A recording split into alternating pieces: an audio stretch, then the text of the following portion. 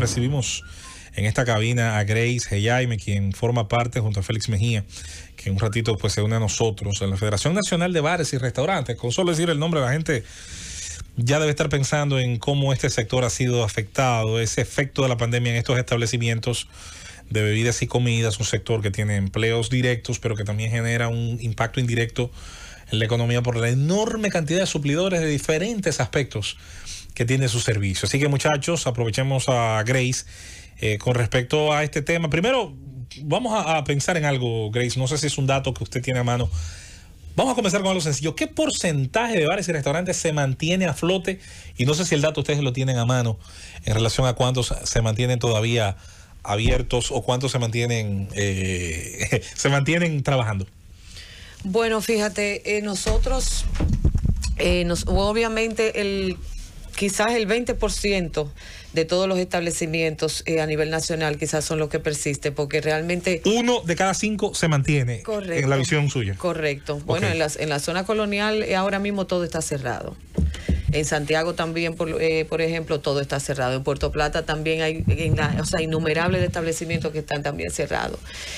Nosotros somos, 5.000 establecimientos a nivel nacional. Tú te podrás, y sin contar, porque no hemos hecho actualización, sin contar con los nuevos que han abierto, que han tenido que cerrar, apenas aperturando sus puertas.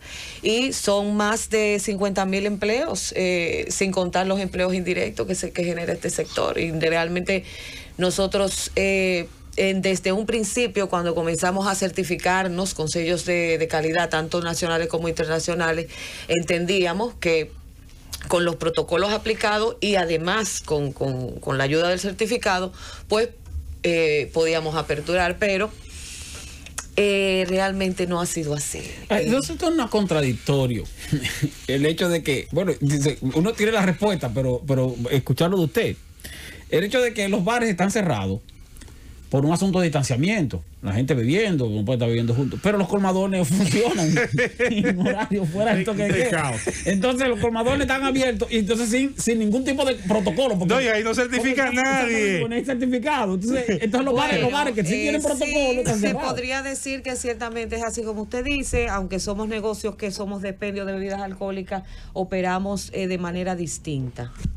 Eso es una realidad. Nosotros hemos enviado varias propuestas a través de los diferentes ministerios, pero ninguna de las propuestas no nos han dado respuesta. Una de ellas, por ejemplo, era que a través de una aplicación las personas podían reservar previamente y con eso el propietario del establecimiento y también los ministerios que tienen que ver directamente con nosotros llevan un control de la persona que nosotros... Mesa ocupada, exacto. Sí. Esa fue una propuesta que nosotros enviamos en septiembre. Enviamos otra también ahora el 17 de noviembre que contemplaba también además un paquete económico para el sector, porque ya vamos para un año casi. Muchos hicimos una adecuación a nuestros espacios para poder operar, para poder ofrecer espacios seguros, y esa inversión no se le ha dado realmente se ha irrespetado, porque hay que decirlo así. Usted no puede... Cuando usted va a un médico, que usted va a tirarse una placa, usted tiene que estar presente, ¿verdad? Entonces, se han tomado decisiones sin el consenso del sector, porque el mediano y el pequeño empresario es importante aquí también, que somos los que movemos la cadena, somos parte importante de la cadena del turismo. Sin bares y restaurantes no hay turismo. Sí. Pero no entendemos realmente por qué motivo no estamos en esas mesas de trabajo que debemos estar, porque ninguna otro sector puede hablar por el sector bares y restaurantes, sobre todo los medianos y los pequeños, que en este caso somos lo que nosotros representamos. ¿Ustedes incluyen a los llamados liquor store de la ciudad, del centro de la ciudad? No. Porque un recorrido el día previo a tomar las medidas, yo pude ver ahí cómo esos drinks, liquor store de clase media, clase alta, estaban un 90%. Hay que ser, sí, yo quiero ser bien específica en eso. Nosotros estamos hablando de la Federación Nacional de Bares y Restaurantes. Correcto. Todo de hoteles. Y los que están afiliados a esas asociaciones que pertenecen a la federación. Nosotros no podemos, ese es otro tema, no podemos seguir pagando por establecimientos irresponsables y gente irresponsable que no acatan ninguna medida. O sea, hasta el momento nosotros hemos solicitado que se supervisen los establecimientos, que se supervise que se siguen los protocolos de bioseguridad, porque de esa es la única manera que usted puede percatar que ese negocio cumple. Grace, a mí siempre me ha gustado en esta crisis hablar de ejemplos, de casos que funcionan. Cuando discutimos el tema de educación, tratamos de proponer aquí, de debatir ejemplos de países de muchos aspectos que decidieron continuar con alguna que otra variable. En el caso de bares y restaurantes, no sé si tienen ustedes en mente casos similares de países, sean del área o no, que manejaron de manera distinta, de una manera que ustedes entienden más correcta, el protocolo de bares y restaurantes. Bueno, por ejemplo, en este salió un artículo en donde tú puedes ver, yo te puedo pasar el link en breve, que en áreas, por ejemplo, como New Jersey, los bares han abierto a un 50%, en Nueva York pueden manejar en área libre, o sea que se le ha dado opciones, que esa es otra cosa, nosotros no... Hay alternativas. Exacto, no hemos tenido opciones, pero no solo eso, sino que hemos presentado opciones.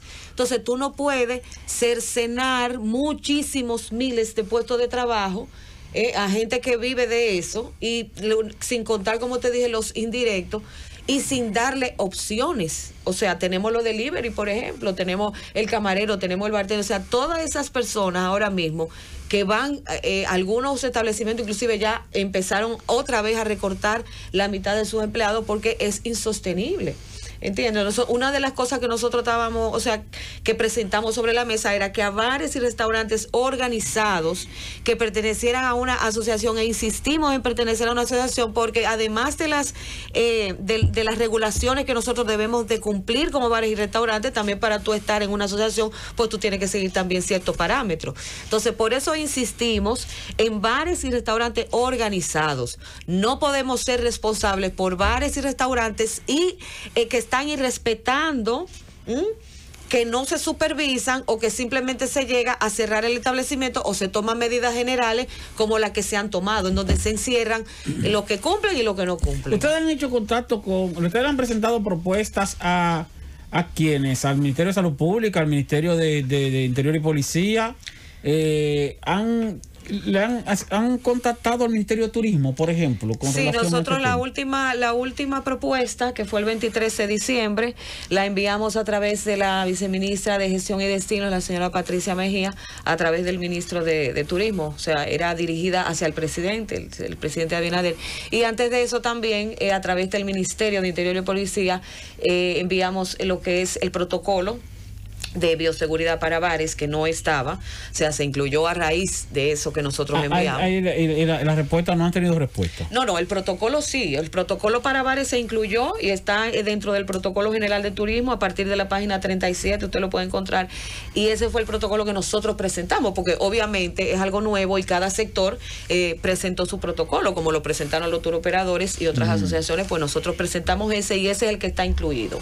Y a través del mismo Ministerio de Interior y Policía también enviamos la propuesta de la cual hablé hace poco, en donde a través de una aplicación el cliente podía reservar y así tanto el ministerio como también, o sea, los otros ministerios que tienen que ver con el sector, llevaban un control de las personas que estábamos recibiendo en los establecimientos. O sea que es algo factible aún que se aplique. ¿Qué porcentaje de facturación o de dinero pierden ustedes por la no presencia de la gente? ¿El delivery no le subsana una parte? No, realmente el delivery es para plataformas que ya tengan, o sea, para establecimientos que ya tengan una plataforma fuerte, o sea, como las cadenas internacionales que hay aquí, que sabemos todas que se manejan perfectamente por la ley.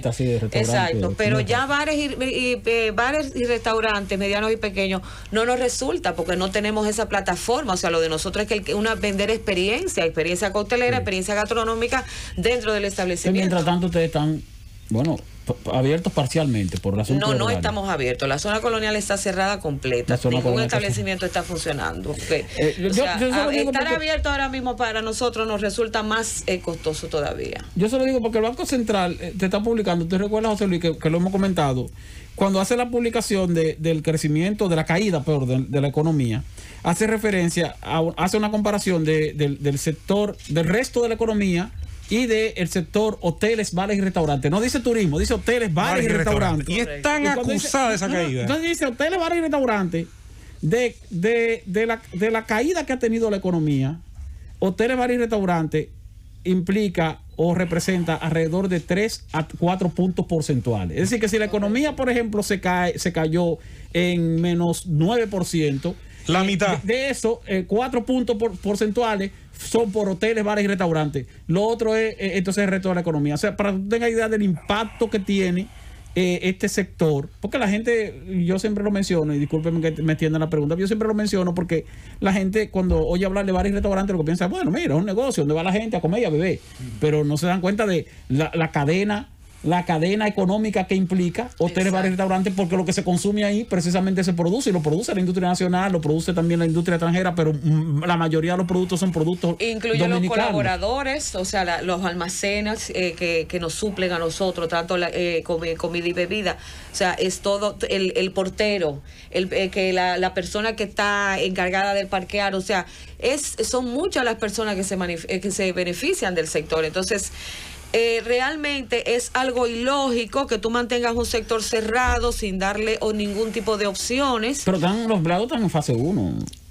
Sí, pero bueno. Sí, suspendido, exactamente, ¿qué te puedo decir? Y realmente entendemos que todas las medidas que está tomando el gobierno son medidas para, ¿verdad? O sea, con mucha buena intención, pero como le digo, los sectores todos tienen que estar implicados, porque solamente nosotros que pertenecemos al sector somos los que sabemos por lo que estamos pasando. Entonces, un empleado suspendido, ok, fase, está muy bien, excelente, una ayuda, pero con eso puede subsistir una familia, por ejemplo, de 6 miembros. No, claro, exacto. O sea, eso es lo que tenemos que pensar. No, que los perfiles de necesidad de la gente cambian en la medida en que se ha acostumbrado en entrada. El que en 25,000, 30,000 pesos fueron su entrada por años, y ahora decirle resuelve con 5, vamos a estar claros, por Dios, señores.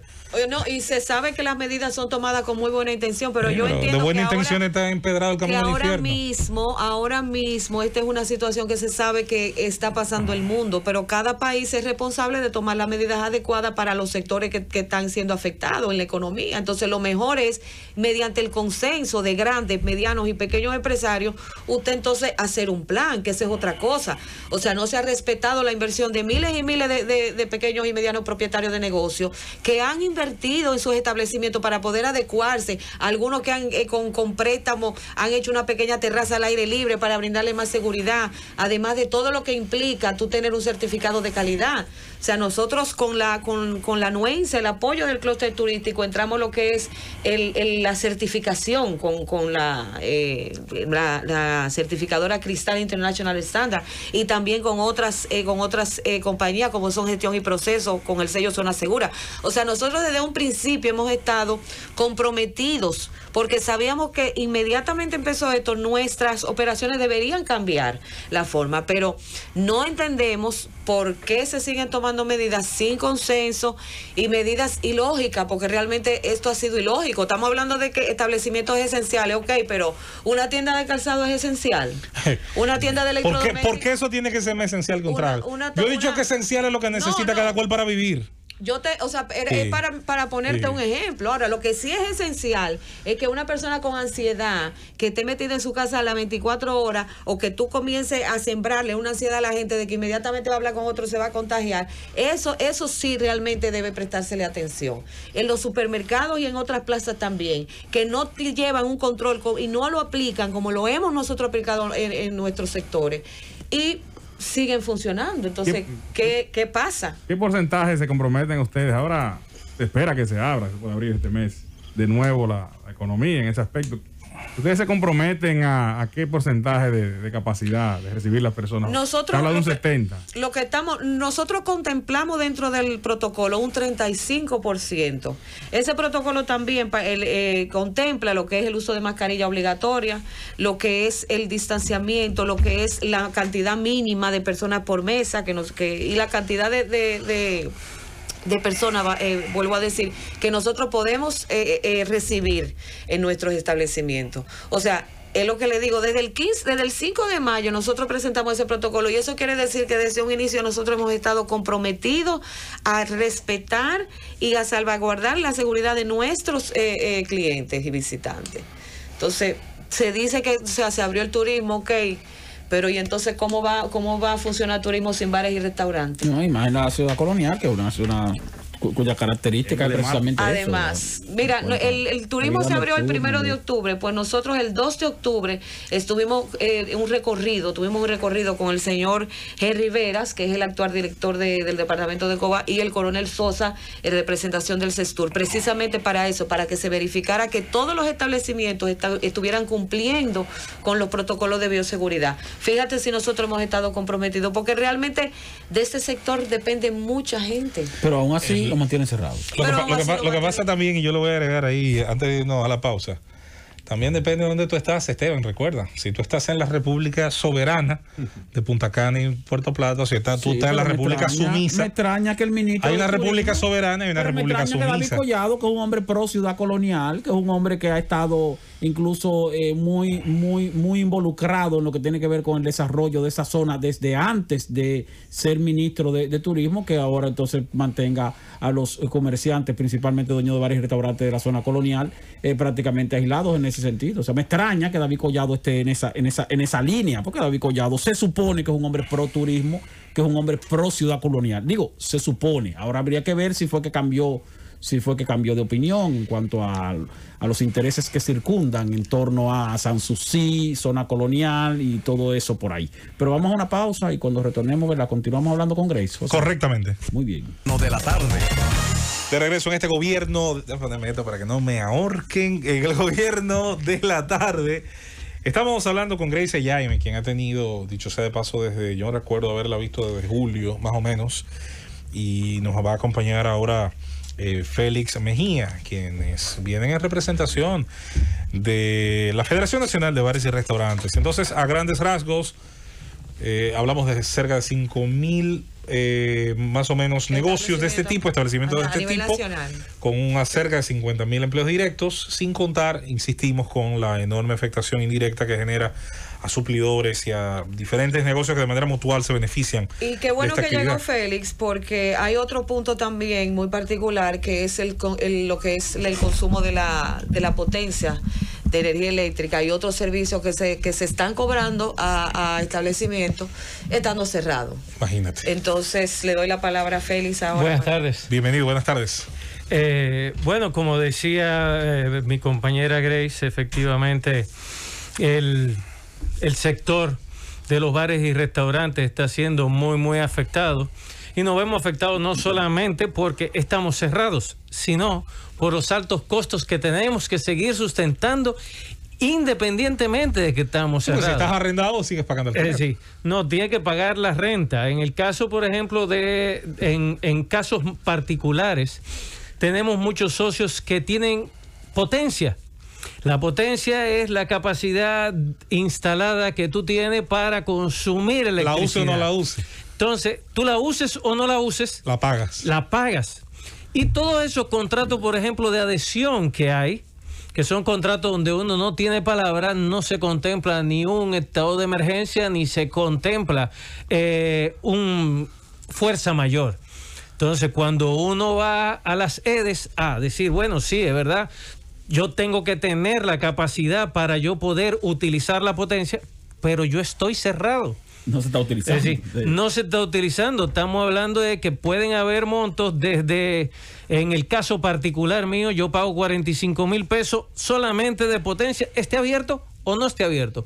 Si comenzamos a sumar desde el mes de marzo, cuando nosotros cerramos las puertas hasta la fecha, estamos hablando de una cantidad de dinero muy considerable. Se tenía entendido, Félix, que las distribuidoras iban a hacer una especie de revisión de ese asunto, porque ciertamente es un asunto contractual, es potencia instalada y la potencia se cobra, pero que sí iba a hacer una revisión para ver de qué manera le buscaban una salida a eso mientras estuvieran esos negocios cerrados. No se ha llegado a ningún acuerdo. Mira, el 31 de agosto efectivamente hubo una declaración por parte del ministro de Turismo en el cual él establecía que los hoteles y restaurantes se le iba a exonerar del pago hasta enero de este año, y a partir de ahí se iba a ver la forma en la que se iba a trabajar. Eso, cuando uno lo plantea en las EDES, que es donde uno se va y reporta, sí, claro, ellos dicen no tener conocimiento de esto. Sí, hasta la fecha de hoy todo eso está. Países, José Luis, tú, de los dos países. La República Soberana y la República Dominicana. Y no solo eso, sino que también un mediano empresario, un mediano negocio, un pequeño, te dicen que tú no aplicas, porque solamente es para grandes consumidores. Entonces, los pequeños y los medianos son los que van más sacrificados, ciertamente, cuando se supone que es el área donde debería enfocarse más el Estado en cuanto a la asistencia, en cuanto a la ayuda para que ese sector, porque ese sector quizás es uno de los mayores generadores de empleo. Pero miren, porque un asunto hacia adelante, yo veo que el gobierno ha decidido extender el programa fase 1, por ejemplo, hasta abril de este año, o sea, 4 meses más para los feriados suspendidos, lo cual indica que el gobierno también está contemplando entonces que esto va a seguir más para largo. Entonces no hay mucha esperanza para los dueños de varios restaurantes, tomando en cuenta de que en vez de haber una flexibilización, lo que ha habido son mayores restricciones. O sea, ¿y qué planes tienen ustedes en ese sentido a los fines de sobrevivir en los próximos meses? Bueno, nosotros primero estamos esperando ver cuáles son las decisiones que se van a tomar en lo adelante. Esperamos ser parte de las mesas de negociaciones para nosotros hacer también nuestro planteamiento, porque claro, mientras tú más restringes en este momento, que es lo que están viendo, en vez de que las personas se reúnan en espacios regulados con protocolos establecidos y siguiéndoles, lo que está ocurriendo es que la gente no ha dejado de salir, se mete en cualquier callejón, se mete en cualquier lugar para poder librarse un poco del nivel de estrés que genera estar en sus hogares todo el tiempo. Entonces, poco a poco esto se está convirtiendo en una situación que es menos controlable. Es más fácil tú poder controlar los protocolos y poder establecer reglas claras con los negocios que seguir haciendo un sinnúmero de restricciones, porque vamos a poner un ejemplo muy básico, el supermercado. Si el supermercado tú establece que va a estar abierto solamente de 5 de la mañana a 12 del día, tú estás haciendo que haya una mayor aglomeración en el supermercado en ese horario. Hay menos distanciamiento ahí. Si tú lo pones 24 horas, la gente va a decidir, bueno, vamos a ir a las 11 de la noche, voy a las 5 de la mañana. Hay más dispersión. No, y esa opción se ha perdido. Se ha perdido. De verdad se pierde el objetivo básico, que es el distanciamiento. O sea, entonces, que se busquen soluciones. No evita el distanciamiento. Y es que se nos incluyan las mesas de trabajo, porque que hasta que eso no suceda van a seguir tomando decisiones, y cada decisión que se ha tomado, cada medida que se ha tomado es en contra del sector. Mira, eso es interesante, porque yo que aquí he tratado siempre de tomar en cuenta el fenómeno de empresas medianas y pequeñas, de la economía, incluso la que no está ni siquiera formalizada. Nosotros hemos dicho aquí que hasta las universidades dominicanas le han reclamado al gobierno que les tome en cuenta en las mesas de trabajo, pero se ha decidido formarlas con otra, no sé, con otra composición. No sabemos si eso obedece a unos criterios técnicos, si eso obedece a poderes fácticos, quién rayos sabe. Mientras tanto, qué bueno escuchar, en este caso a instituciones que tienen una membresía, que paga impuestos, que está ahí y que ha tenido, yo insisto, yo le estoy viendo un tema menos junio, julio, en los medios de comunicación, reclamando una visión un poquito más flexible con este sector, y de verdad que me apena muchísimo que después se nos hable a la población adulta en su gran mayoría, como que somos muchachos. Si se portan mal, mire, yo lo vamos a dejar salir. Yo creo que hay que dejar de infantilizar la sociedad, pero y dejar ese tema de que si 2 o 3 irresponsables actúan como actúan, en vez de ellos pagar las consecuencias, esa responsabilidad se empañete, como digo yo, la teoría del empañete, en el resto de los que sí estamos obligados a obedecer la ley. Nosotros lo que en este momento, en la última propuesta que le enviamos a través del Ministerio de Turismo, lo que entendemos que se debe hacer, se debe diseñar un paquete económico en favor del sector, que contemple, además de préstamos con bajos intereses, para aquellos que incurrieron en deuda para adecuar su negocio para poder operar. y que se haga una excepción de impuestos y que se revise nuevamente lo que el señor ministro de Turismo dijo en agosto, que bares y restaurantes, incluyendo los hoteles, no iban a pagar potencia. Entonces, nosotros entendemos que eso debe aplicarse no solamente para grandes, sino también para medianos y pequeños consumidores, que somos los que estamos sufriendo ahora mismo más de todas las medidas que ha tomado el gobierno sin el consenso de este sector. A medida que salió la federación, valga aclarar también, es impresionante la cantidad de tanto de asociaciones como también de personas, dueños de establecimientos, que también se han acercado a nosotros porque también están sufriendo la misma situación. Félix, ¿alguna última petición a las autoridades? No, mira, entre las medidas también está, nosotros solicitamos ver algunos temas, como tiene que ver, por ejemplo, sencillo, recogida de basura. Tengo un año cerrado. No puedo utilizar el servicio. Es decir, tengo sin agua, sin basura, sin uso de rampa, porque no tengo para qué utilizar. Todo eso son costos que a nosotros nos van matando económicamente cada día que va pasando. Porque mientras nosotros no tuvimos esta situación, nunca solicitamos nada. Hemos sido uno de los sectores más complacientes con todas las medidas del gobierno. Así es. Pero estamos llegando a un momento de supervivencia, no solamente los dueños. Estamos hablando de miles de personas y proveedores que dependen de nosotros, dependen de nuestro público y del mercado que nosotros manejamos. Han sido con nosotros Félix Mejía y Grace Jaime de la Federación Nacional de Bares y Restaurantes, hablando de los efectos de la pandemia en estos establecimientos. Le damos las gracias. Ojalá, deseamos que las próximas medidas que se tomen sean un poco más flexibles con ese sector y con muchos otros que realmente necesitan una visión un poco distinta al momento de enfrentar la pandemia, pero al mismo tiempo no condenar el tejido productivo nacional.